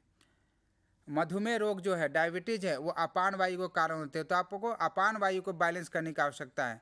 और एक होते हैं समान वायु, जिसके भेद है। वो समान वायु जो वो पूरे शरीर में आपके पाए जाते हैं, आपके कंधे, आपके एल्बो, आपके हाथ, जॉइंट, ये मतलब पूरे शरीर में जो गति करने का काम करता है वो है व्यान वायु। जैसे आपके ब्लड सर्कुलेशन को जो बढ़ाने का काम करता है, हर जगह पर पहुंचाते हैं, ये कौन पहुंचाते हैं? ये आपके व्यान वायु पहुंचाते हैं। और इसके कारण ही आपके शरीर से पसीने निकलते हैं। और इसके यदि अनबैलेंस हो जाते हैं तो इनके अनबैलेंस होने से शरीर में आपके शिथिलतापन यानी आलस से आएंगे, आपको ज्वर होंगे, आपको फीवर होंगे। ये सब व्यान वायु के कारण होते हैं। यदि आपके जो हमारे जो प्राण है, जो जिसको हम वात बोलते हैं, वात यानी गैस, इसके जो 5 भाग मैंने बताया, प्राण, अपान, व्यान, उदान और समान, यदि ये अनबैलेंस हो गए हैं तो इसके कारण आपको रोग उत्पन्न होते हैं। परंतु यदि ये अनबैलेंस हो गए हैं, आपके ठीक जगह पर नहीं है, ठीक से कार्य नहीं कर रहे हैं, तो हम इसको कैसे ठीक कर सकते हैं? इसको हम जानेंगे योग के द्वारा, कि योग में आप क्या करें, क्या उपचार करें, कौन सा अभ्यास करें, जिसके माध्यम से आप अपने जो वात है इसको आप बैलेंस में कर सकते हैं। तो सबसे पहले योग में आप करें जॉइंट का अभ्यास, यानी जितने भी आपके जॉइंट है, जैसे नेक है, आपके ये एक जॉइंट है, आपके शोल्डर है, आप शोल्डर का अभ्यास कर सकते हैं। इस तरह से आप इस तरह से अपने दोनों एल्बो को इस तरह से घुमा सकते हैं, शोल्डर का अभ्यास कर सकते हैं। आप कमर का अभ्यास कर सकते हैं, आप घुटने का अभ्यास कर सकते हैं, आप एंगल का, अपने हिल का अभ्यास कर सकते हैं, अपने पैर का अंगूठे का अभ्यास कर सकते हैं, उंगलियों का अभ्यास कर सकते हैं। तो आपके जितने भी जॉइंट है, आप अपने एल्बो का अभ्यास कर सकते हैं। जो ये जितने भी आपके जॉइंट है शरीर के हर अंगों में, इनका अभ्यास करना आप शुरू कर दें। तो आप, क्योंकि जो वात है ये जाकर जॉइंट में भी रुक जाती है, इसके कारण ही अर्थराइटिस रोग बढ़ने लग जाते हैं। वात के जैसे हमने स्थान बताए कहाँ? उदर शक्ति में, यानी आपके स्टमक में, जो बड़ी आंत है वहाँ पर। तो बड़ी आंत को के जो वात है, गैस है, उसको बाहर निकालने के लिए हमारे योग में अभ्यास है उदर शक्ति विकासक क्रिया के 10 अभ्यास है। ये 10 अभ्यास करने के लिए इसका क्रम क्या है? सीधे अपनी जगह पर खड़े हो जाएंगे, श्वास को बाहर निकालेंगे और पेट को पीछे की ओर खींचना है। जितना पीछे की ओर खींचेंगे उतना आपके श्वास जो है वो बाहर निकलेंगे। तो इसको पहले सीधे होके, उसके बाद आपको 70 डिग्री में झुक जाना है। और जब श्वास को लेंगे तो पेट आपका फूलेगा, जब श्वास को बाहर निकालेंगे तो पेट आपका अंदर जाएगा। जैसे पेट का समझिए कि पेट एक गुब्बारा है, तो जैसे गुब्बारा में हम हवा भरते हैं तो फूल जाता है, जब हवा निकालते हैं तो वो पिचक जाता है। ठीक इसी प्रकार से जो आपका जो बड़ी आंत है उसको यदि आप 70 डिग्री में आगे को झुक कर, जैसे आगे थोड़ा सा झुक के 70 डिग्री में, और श्वास को लेंगे तो आपका पेट फूलेगा, जब श्वास को बाहर निकालेंगे तो पेट अंदर जाएगा। इसी तरह से 90 डिग्री के कोण में आपको करना है। तो इस तरह से 3 अभ्यास हो गए। और चौथा अभ्यास में आप 70 डिग्री में आएंगे, श्वास को बाहर निकालेंगे और आपको पेट को पंपिंग करना है। इस तरह से अभ्यास करना है। इन सारे चीज़ों को सीखने के लिए आपको किसी अच्छे योग टीचर या कोई आपके योग सेंटर, जैसे इग्नू से, हमने इससे पहले हमने एक प्रेजेंटेशन बताया था कि इग्नू से भी एक CPY प्रोग्राम चलता है 6 मंथ का सर्टिफिकेट कोर्स, जो बहुत ही अच्छा इसका सिलेबस है। तो आप इसको भी ज्वाइन करके अपने आप को योग से जोड़ सकते हैं, या कहीं कोई योग गुरु हो, कहीं आसपास में योग सेंटर हो, नेचुरोपैथी सेंटर हो, वहाँ जाकर आप योग को सीख सकते हैं। यदि हम बात करें कि योग को आसन कौन सा करना चाहिए, इसके लिए है सुप्त वज्रासन। देखिए वज्रासन आप जानते हैं, वज्रासन जैसे आप पैर को पीछे मोड़ के बैठते हैं और उसी में ही आपको पीछे को लेट जाना है, इसको कहा जाता है सुप्त वज्रासन। तो इस जैसे आप पीछे लेटेंगे तो सारे आपके जो थाई मसल्स हैं ये आपके स्ट्रेचिंग होंगे, आपके पेट का स्ट्रेचिंग होगा, पेट का खिंचाव होगा, आपके लंग्स के खिंचाव होंगे। तो इससे क्या होगा, जब आप किसी चीज़ को खींचता है तो वहाँ पर जो वायु रुके होते हैं ये बाहर निकल जाते हैं। इसके बाद में है हल आसन। हल आसन के लिए पीठ के बल लेट जाना है, दोनों पैरों को ऊपर उठाना है, श्वास को बाहर निकालते अपने पैरों को पीछे को ले जाना है, यानी अपने सिर के पीछे टच करने का प्रयास करना है। ये भी किसी योग टीचर के देख रेख में करें, क्योंकि जब आप हलासन करेंगे तो आपके शरीर की जो आकृति होती है वो हल के समान हो जाती है। तो इस आसन को करने से पेट जब दबते हैं तो जो गैस होते हैं, जो वात होते हैं, वो बाहर निकल जाते हैं, और स्पाइन में भी बहुत जगह गैस है वो जम जाते हैं, जिसके कारण आपके बॉडी में देखेंगे कि बहुत ज़्यादा स्टिफनेस आ जाता है, बहुत ज़्यादा अकड़न आ जाता है। तो आप हलासन करते रहेंगे तो आपको कभी भी गैस जो वात है वो परेशान कभी नहीं करेगा। वात का मतलब गैस समझे यहाँ पर। और इसके बाद में भुजंग आसन, भुजंग मतलब होता है सांप। इसके लिए आपको पेट में के बल लेट जाना है, और पेट के बल लेटने के बाद में आपको क्या करना है, दोनों हाथ चेस्ट के बगल में रखना है, श्वास भरते हुए कोबरा की तरह आकृति आपके हो जाएंगे। उसके बाद में इसको 10 से 15 सेकंड आपको रोकना है, और फिर श्वास को बाहर निकालते हुए धीरे धीरे आपको वापस लेके आना है।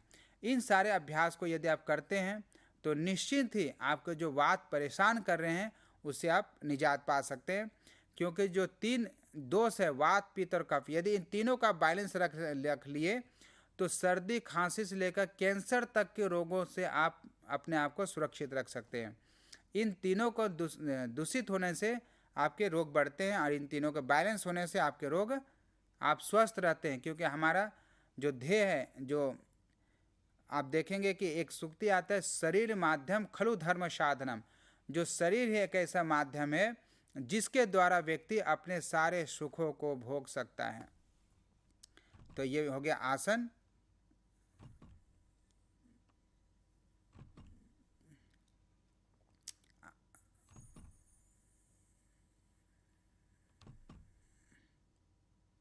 और यदि शरीर में वात बढ़ गया है आपके, तो आप इसमें प्राणायाम कौन सा करेंगे। देखिए, हमने आसन का आपको बताया कि आसन कौन कौन सा आप कर सकते हैं। अब जानते हैं कि हम प्राणायाम इसमें कौन सा करें जिससे आप वात को बाहर निकाल सकते हैं, गैस को बाहर निकाल सकते हैं। तो आप देखिए, यहाँ पर मैंने आपको प्रेजेंटेशन के माध्यम से समझाने का प्रयास किया है। वात है यदि बढ़ा हुआ है तो आप कपालभाति प्राणायाम करें। कपालभाति प्राणायाम, क्योंकि इसको शास्त्रों में शुद्धि क्रिया कहा गया है, षटकर्म में ये आते हैं। जैसे षटकर्म में 6 कर्म आते हैं, नेति, धोती, बस्ती, कपालभाति, नौली और त्राटक। तो कपालभाति जो है ये शुद्धि क्रिया है, परंतु इसको बहुत ज़्यादा बोलचाल में तो इसको प्राणायाम भी कहा जाता है। तो कपालभाति के लिए आप सिद्धासन में बैठ जाएं, और श्वास को बाहर निकालना है, केवल आपको बाहर निकाल, पेट को खींचना है, श्वास को बाहर निकालना है। पेट को जब आप पेट को खींचेंगे तो अपने आप ही ऑटोमेटिक श्वास है जो वो बाहर निकलेंगे। तो ये इसको कम से कम अपने क्षमता के अनुसार पहले 100 से शुरू करें, फिर 200 करें, फिर 300 करें, 400 करें, 500 तक आप कर सकते हैं इसको, और समय के अनुसार, आवश्यकता के अनुसार आपको करना चाहिए।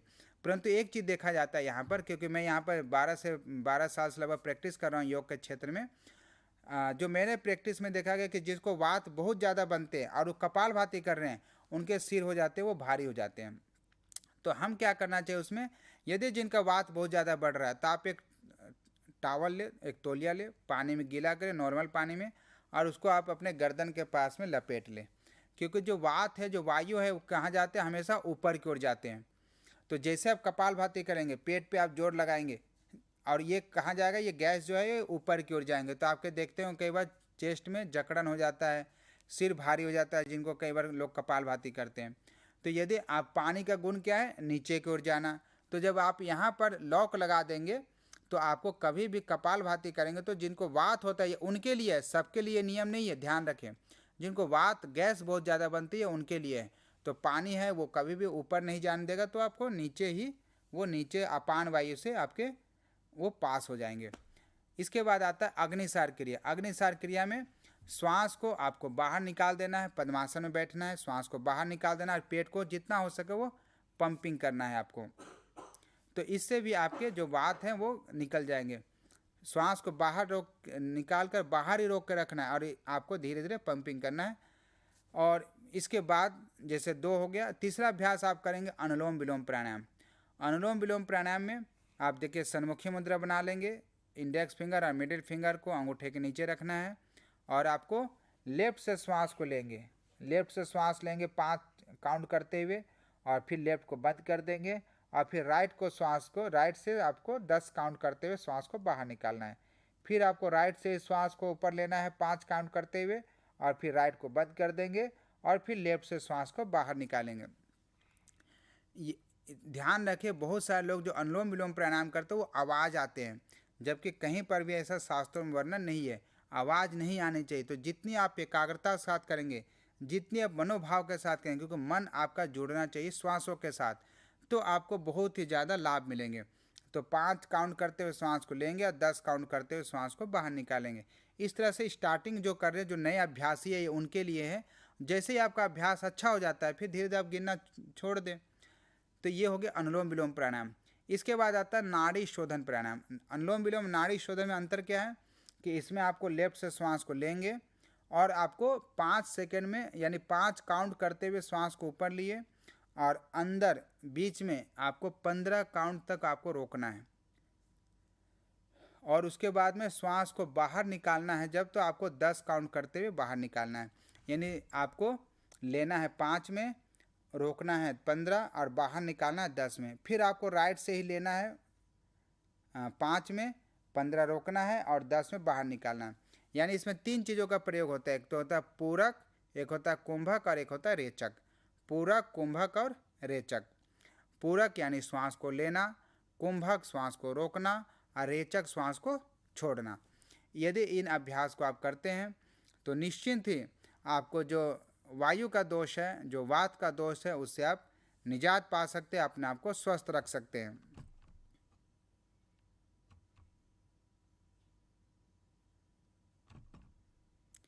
कुछ ऐसे भी अभ्यास हैं जिसको, जो आसन कर लिए, प्राणायाम कर लिए, कुछ लोग को प्राणायाम नहीं कर पाते हैं, तो कुछ नेचुरोपैथी का उपचार है कि नेचुरोपैथी से आप क्या करेंगे जिससे आप अपने आप को वात से स्वस्थ रख सकते हैं।